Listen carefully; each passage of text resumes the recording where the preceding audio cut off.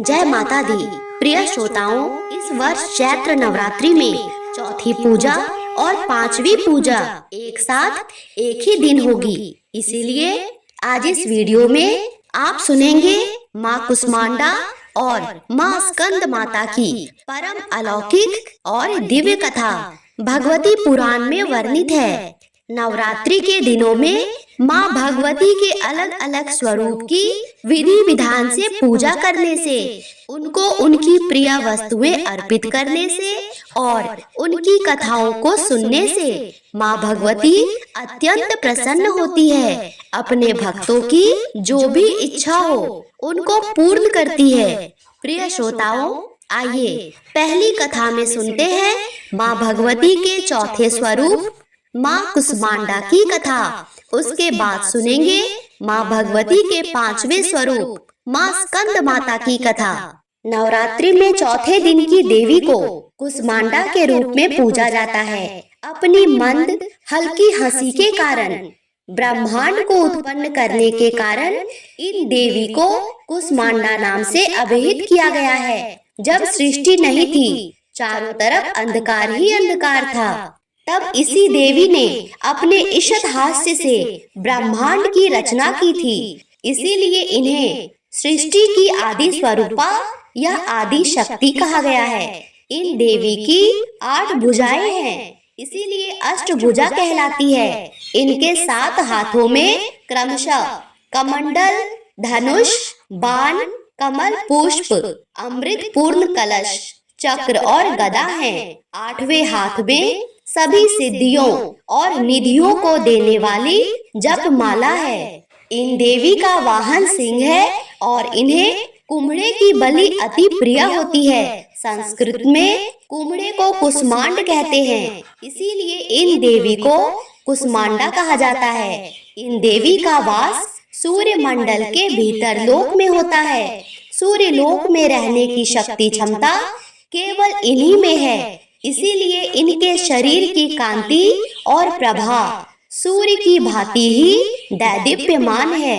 इनके ही तेज से 10 दिशाएं अलौकिक हैं। ब्रह्मांड की सभी वस्तुएं और प्राणियों में इन्हीं का तेज व्याप्त है। इनकी पूजा आराधना करने से भक्तों के रोग, शोक, दुख और कष्ट का नाश होता है और उन्हें आयु, यश, बल और आरोग्यता की प्राप्ति होती है।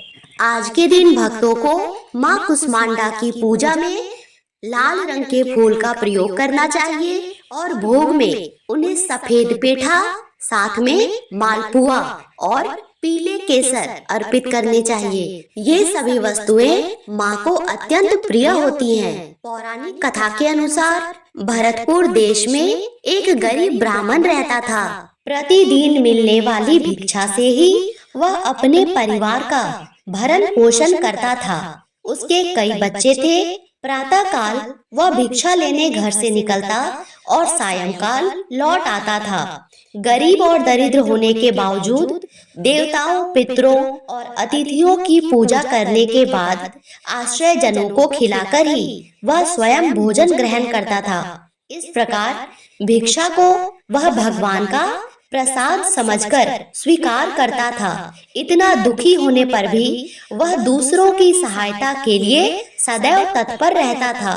यद्यपि उसके मन में अपार चिंता, शोक रहता था, फिर भी वह सदैव धर्म कर्म में लगा रहता था। उसके हृदय में कभी क्रोध, अहंकार और ईर्ष्या जैसे तुच्छ विकार उत्पन्न नहीं होते थे। एक बार उसके घर के पास एक महान तेजस्वी ऋषि आकर ठहरे। वे एक प्रसिद्ध तपस्वी थे। मंत्रों और विद्याओं का ज्ञाता उनके समान आसपास दूसरा शायद ही कोई था। शीघ्र ही अनेक व्यक्ति उनके दर्शन को आने लगे। उस गरीब ब्राह्मण के हृदय में भी उस तेजस्वी ऋषि से मिलने की इच्छा जागृत हुई। वह उनकी सेवा में उपस्थित हुआ और ऋषि को प्रणाम कर बोला, ऋषिवर, आप तो अंतर्यामी हैं। आपका तो दर्शन भी अति दुर्लभ है। आपकी बुद्धि अत्यंत विलक्षण है। आप अनेक शास्त्रों, विद्याओं और मंत्रों के ज्ञाता हैं। मैं एक निर्धन, दरिद्र और असहाय ब्राह्मण हूँ। कृपा कर मुझे बताइए कि मेरी दरिद्रता किस प्रकार समाप्त हो सकती है। उसने आगे कहा, मुनिवर, आपसे यह पूछने का केवल इतना ही अभिप्राय है कि मुझ में कुटुंब का भरण पोषण करने की शक्ति आ जाए।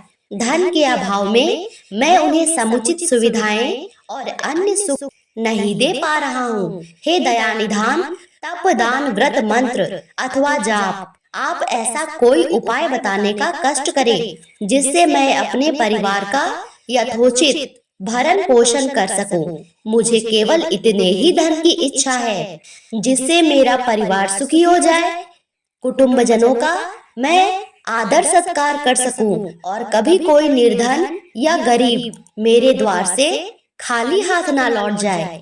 उस गरीब ब्राह्मण की बात सुनकर वह ऋषि अत्यंत प्रसन्न हो गए। उस ब्राह्मण से कहा, भले ही तुम गरीब हो, दरिद्र हो, लेकिन तुम्हारी सोच किसी ऋषि के समान ही काफी उच्च श्रेणी की है। मैं तुम्हें अवश्य ही इस विपत्ति से निकलने का उपाय बताऊंगा।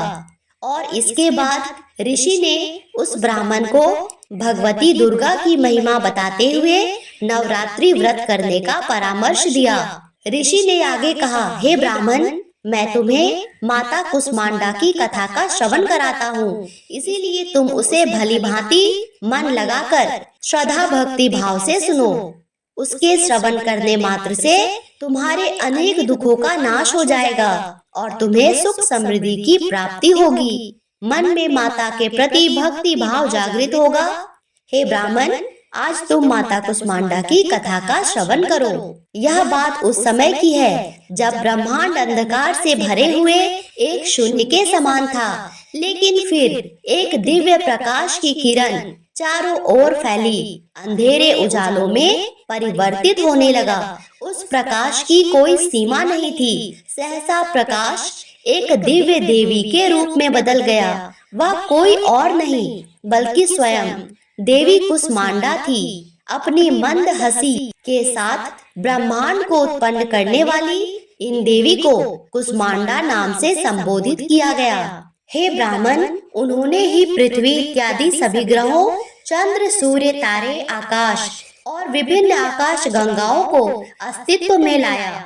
माता कुष्मांडा ही समस्त जीवन का सूत्र है। जब वह सूर्य भगवान के मूल में रहती है तो देवी का अलौकिक तेज दिनकर को जीवन प्रदान करने की क्षमता देती है। कुष्मांडा देवी के बिना सूर्य शक्तिहीन है।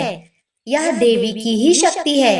कुष्मांडा देवी ही शक्तिशाली है। इनसे ही जग रोशन है। यह केवल एकमात्र ऐसी देवी है जो सूर्य मंडल के भीतर के लोक में निवास करती है। प्रिय श्रोताओं, इस तरह तेजस्वी ऋषि ने उस दरिद्र ब्राह्मण को नवरात्रि व्रत करने का परामर्श दिया तथा ब्राह्मण ने उन तेजस्वी ऋषि को अपना गुरु बनाकर उनसे यह माया बीज नामक भुवनेश्वरी मंत्र की दीक्षा ली। उसके बाद नवरात्रि व्रत रखकर उस मंत्र का नियमित जाप आरंभ कर दिया। उसने भगवती दुर्गा की श्रद्धा और भक्ति पूर्वक आराधना की। 9 वर्षों तक प्रत्येक नवरात्रि में वह भगवती दुर्गा के माया बीज मंत्र का निरंतर जाप करता रहा। उस गरीब ब्राह्मण की भक्ति से प्रसन्न होकर 9वें वर्ष की नवरात्रि में अष्टमी की आधी रात को देवी भगवती साक्षात प्रकट हुई और उस गरीब ब्राह्मण को उसका अभिष्ट वर प्रदान करते हुए उसे संसार का समस्त वैभव, ऐश्वर्य और मोक्ष प्रदान किया। इस प्रकार भगवती दुर्गा ने प्रसन्न होकर अपने भक्त ब्राह्मण के सभी कष्टों को दूर किया और उसे अतुल धन संपदा, मान सम्मान और समृद्धि प्रदान की। प्रेम से बोलिए माता कुष्मांडा की जय। प्रिय श्रोताओं, अब सुनिए माता स्कंद माता की कथा। नवरात्रि के 5वें दिन स्कंद माता की पूजा की जाती है। स्कंद माता देवी दुर्गा का 5वां अवतार है। स्कंद माता का नाम 2 शब्दों से मिलकर बना है, स्कंद और माता। स्कंद का अर्थ होता है कार्तिकेय, जो कि महादेव और माता पार्वती के पुत्र हैं। माता का अर्थ होता है माँ। इस प्रकार स्कंद माता माता पार्वती का ही एक रूप है। तो आइए सुनते हैं स्कंद माता की कथा। माँ स्कंद माता की 4 भुजाएं हैं। माँ अपने एक हाथ में कार्तिकेय जी को पकड़े हैं और उनके दूसरे और तीसरे हाथ में कमल का पुष्प है। अपने चौथे हाथ से स्कंद माता अपने भक्तों को आशीर्वाद देती है। स्कंद माता की सवारी एक शेर है। स्कंद माता विशुद्धि चक्र की अधिष्ठात्री देवी होती है और विशुद्धि चक्र हमारे गले के उभरे हुए भाग के ठीक नीचे स्थित होता है। जो भी भक्त माँ स्कंद माता की सच्चे मन से पूजा करते हैं, उनका विशुद्धि चक्र जागृत हो जाता है, जिससे वरी की सिद्धि प्राप्त हो जाती है। माँ स्कंद माता का वाहन मयूर भी है, इसीलिए उन्हें मयूर वाहन के नाम से भी जाना जाता है। उनका वर्ण यानी त्वचा का रंग शुभ्र है। माता हमेशा कमल पर विराजित रहती है, इसीलिए वह पद्मासना देवी के रूप में भी जानी और पूजी जाती है। माँ स्कंद माता का मन पूर्ण रूप से लौकिक और सांसारिक संबंधों से दूर रहता है। स्कंद माता का पूजन करने मात्र से व्यक्ति को सांसारिक बंधनों में रहकर भी उनसे मुक्त होने का मार्ग प्रशस्त होता है। माँ दुर्गा के स्कंद माता अवतार की ऐसी मान्यता है कि माता सती के द्वारा अपना देह त्यागने के बाद भगवान शिव ने खुद को सजा देने के लिए स्वयं को सांसारिक बंधनों से दूर कर लिया और एक तपस्वी के रूप में पहाड़ों के बीच कड़ी सर्दी में तपस्या करने चले गए। इसी दौरान तारकासुर और सुरपद्मन नाम के दोनों राक्षसों को ब्रह्मा जी के द्वारा यह वरदान प्राप्त हो गया कि उन्हें मारने के लिए शिव जी की संतान को आना होगा। उन राक्षसों ने चारों ओर कलह का माहौल बना दिया और अपने आसपास उपद्रव मचाने लगे, क्योंकि उन्हें ये अच्छे से पता था कि अब तो वे दोनों अमर हो चुके हैं, क्योंकि शिवजी तो वैरागी हो चुके थे। अब उनकी संतान का आना असंभव ही था। इन दोनों राक्षसों के अत्याचार से देवतागण भी अत्यंत चिंतित हो गए। तब सभी देवतागण भगवान विष्णु के पास गए और उन्हें अपना दुख सुनाया, परंतु विष्णु जी ने उनकी कोई मदद ना की। विष्णु जी से मदद ना मिलने पर देवताओं ने नारद जी के पास जाने का सोचा। उन्होंने नारद जी से कहा, यदि वह माता पार्वती से भगवान शिव को पति के रूप में पाने के लिए तपस्या करने को कहेंगे, तब शायद भगवान शिव उनसे शादी कर ले और उनके मिलन से महादेव की संतान जन्म ले, जो उन राक्षसों का वध कर सके। इसीलिए नारद जी के कहे अनुसार माता पार्वती ने भगवान शिव को पति के रूप में पाने के लिए घोर तपस्या की और उनकी भक्ति से खुश होकर भगवान शिव ने उनसे विवाह करने का निर्णय किया। विवाह के पश्चात माता पार्वती और भगवान शिव की ऊर्जा से एक बीज का जन्म हुआ। बीज के अत्यधिक गर्म होने के कारण उसे अग्निदेव को सरवाना नदी में सुरक्षित रखने के लिए सौंपा गया। अग्निदेव भी उसकी गर्मी सहन नहीं कर पाए, इसीलिए उन्होंने उस बीज को गंगा माँ को सौंप दिया, जो उसे आखिर में सरवाना झील में ले गई, जहाँ माता पार्वती पहले से ही पानी के रूप में मौजूद थी और उस बीज को धारण करते ही वह गर्भवती हुई। कुछ समय पश्चात कार्तिकेय ने अपने 6 मुखों के साथ जन्म लिया। कार्तिकेय के जन्म के बाद उन्हें तारकासुर और सुरपद्मन का विनाश करने के लिए तैयार किया गया। सभी देवताओं ने मिलकर उन्हें अलग अलग तरीके का ज्ञान दिया और राक्षसों से लड़ने के लिए महत्वपूर्ण अस्त्र और शस्त्र भी प्रदान किए। आखिर में कार्तिकेय ने सभी राक्षसों का वध कर दिया। इसी कारण माँ दुर्गा को स्कंद माता यानी कार्तिकेय की माता के रूप में जाना जाता है। स्कंद माता के मंदिर पूरे भारतवर्ष में कई जगह स्थापित है, लेकिन उनमें से एक बहुत अधिक प्रचलित उत्तर प्रदेश के वाराणसी में स्थित है। देवी दुर्गा के 5वें स्वरूप में स्कंद माता की पूजा होती है, जो अत्यंत दयालु मानी जाती है। कहते हैं देवी दुर्गा का यह स्वरूप मातृत्व को परिभाषित करता है। स्कंद माता कमल के आसन पर विराजमान होती है, इसीलिए आज के दिन अगर माताएं माता स्कंद माता को कमल अर्पित करती है और उनसे अपने संतान के स्वस्थ, दीर्घायु और निरोग जीवन की आशीर्वाद मांगते हैं, तो माता उनकी यह इच्छा प्रसन्न मन से पूर्ण करती है। प्रेम से बोलिए माता स्कंद माता की जय।